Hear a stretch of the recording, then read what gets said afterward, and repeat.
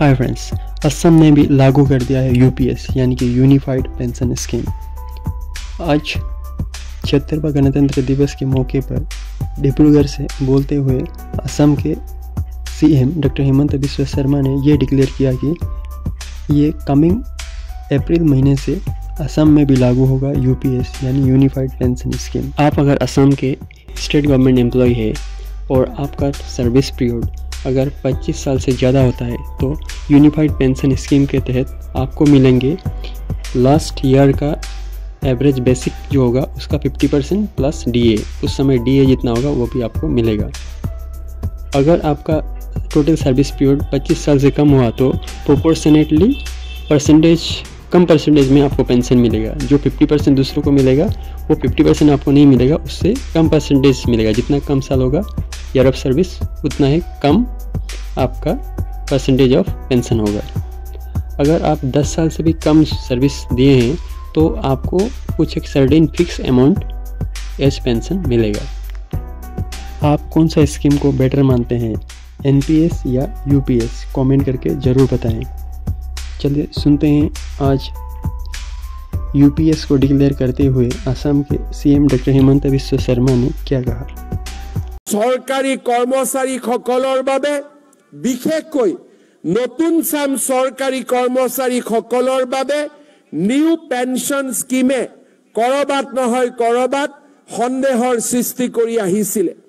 এই বছৰ 1 এপ্ৰিলৰ পৰা আমি আমাৰ অসমৰ सरकारी कर्मचारी সকলৰ বাবে নিউ পেনশন স্কিমৰ সামৰণি মাৰি United pension scheme UPS scheme आमी आरम्भ करिब बिचारिछु, जार जरियते 25 बছर काम करा सरकारी कर्मचारी सकले निश्चित भावे तेओलोके 50% चाकरी काলৰ दरमाहा 50% डियारनेस एलाउन्सर सहिते लाभ কৰিবলৈ सक्षम हब।